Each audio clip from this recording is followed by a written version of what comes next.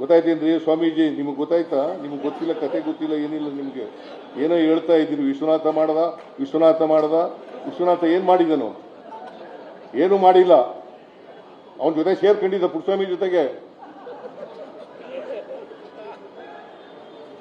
ನಿಮ್ಗೆಲ್ಲ ಇತಿಹಾಸ ಗೊತ್ತಾಗಬೇಕು ನಿಮಗೆ. ನಾನು ಆಗ ಸೋತಿದ್ದೆ. ವಿಶ್ವನಾಥ ಎಮ್ ಎಲ್ ಎನೇ ಇದ್ನೇ ಏನೋ ಗೊತ್ತಿಲ್ಲ, ಆಗ ಸೋತಿದ್ನ ಏನೋ ಗೊತ್ತಿಲ್ಲ. ಅವನಿಗೆ ಕರ್ಕೊಬಂದು ನಾನೇ ಆಗೋದು ಬೇಡ ಅಂತ ಹೇಳಿ, ನನ್ನೇ ಆಗಿದ್ರೆ ಯಾರು ಬೇಡ ಅಂತಿರ್ಲಿಲ್ಲ. ನಾನೇ ಕನಕ ಗುರುಪೀಠದ ಅಧ್ಯಕ್ಷನಾಗಲಿಕ್ಕೆ ನಾನೇ ಕರ್ಕೊಬಂದು ಅವನ್ನ ಅಧ್ಯಕ್ಷ ಮಾಡಿದೆ. ಅವನು ಬಂದದು ಬಿಜಾಪುರಕ್ಕೆ, ಬೀದರ್ಗೆ, ಎರಡೇ ಜಿಲ್ಲೆಗಳಿಗೆ ಬಂದದ್ದು. ನಾನು ನನ್ನ ಕಾರು 777 ಕಾರ್ ಇತ್ತು ಒಂದು.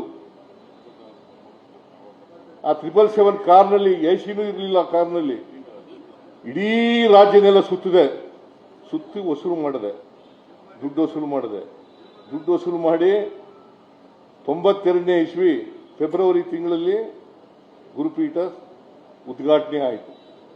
ಗೊತ್ತಾಯ್ತಾ? ಗುರುಪೀಠ ಉದ್ಘಾಟನೆ ಆದದ್ದು 92 ಫೆಬ್ರವರಿ 6ನೇ ತಾರೀಕು. 9 ತಾರೀಕು 8/9. ಬಂಗಾರಪ್ಪ ಮುಖ್ಯಮಂತ್ರಿಯಾಗ ಬಂಗಾರಪ್ಪನ ಮನೆಗೆ ಕರೆಯಕ್ಕೆ ಹೋಗಿದ್ದ. ಬಂಗಾರಪ್ಪನ ಮನೆಗೆ ಕರೆಯಕ್ಕೆ ಹೋಗಿದ್ದಾಗ ಅವನು 25 ಲಕ್ಷ ರೂಪಾಯಿ ಕೊಡ್ತೀನಿ ಅಂತಂದ್ರು ಬಂಗಾರಪ್ಪನವರು. ನಾನು ಬೇಡ ಅಂತೆ. 1 ರೂಪಾಯಿನೂ ಯಾರ ಹತ್ರನೂ ತಗೊಳ್ಳಲ್ಲ. ನಾವು ಕುರುಬರಿಗೆ ಶಕ್ತಿ ಇದೆ ಮಾಡಕ್ಕೆ ಅಂತ ಹೇಳಿ ಸುಮಾರು. ಆಮೇಲೆ ಕೋಡೆ ಊಟ ಹಾಕ್ಸಕ್ ಬಂದಿದ್ದ.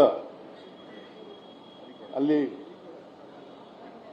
ಕಾಗಿನೆಲೆಯಲ್ಲಿ ಊಟ ಹಾಕ್ಸಕ್ಕೆ ಸುಮಾರು 5 ಲಕ್ಷ ಜನ ಸೇರಿದ್ರು. ಅವ್ರಿಗೆಲ್ಲ ಊಟ ಹಾಕಿಸ್ತೀನಿ ಅಂತ. ಊಟ ಮಾಡಿಸೋದು ಬೇಡ ಅಂತೇಳಿ ನಾವೇ ಊಟ ಹಾಕಿಸ್ದೋ. ಅಪ್ಪ ಎಲ್ಲರಿಗೂ ಹಾಕಕ್ಕಾಗಲಿಲ್ಲ, ಅದು ಬೇರೆ ಪ್ರಶ್ನೆ. ಎಲ್ಲರಿಗೂ ಹಾಕಕ್ಕಾಗಲಿಲ್ಲ, ಬಟ್ ಅವರೇ ಜನ ಬಂದಿದ್ರು. ನಾವೇನು ಒಂದು ವೆಹಿಕಲ್ ಮಾಡಿರಲಿಲ್ಲ, ಏನಿಲ್ಲ. ಅವರೇ 5 ಲಕ್ಷ ಜನ ಬಂದಿದ್ರು.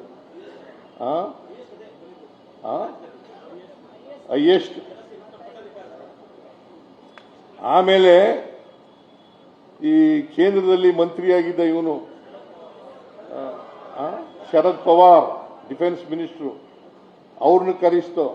ಅವರು ಉದ್ಘಾಟನೆ, ಬಂಗಾರಪ್ಪನವರು ಮುಖ್ಯಮಂತ್ರಿ ಆಗಿದ್ರು, ಅವರ ಅಧ್ಯಕ್ಷತೆ ಅದನ್ನು ಮಾಡಿದ್ದು ಅಲ್ಲಿ ಉದ್ಘಾಟನೆ ಆಯಿತು.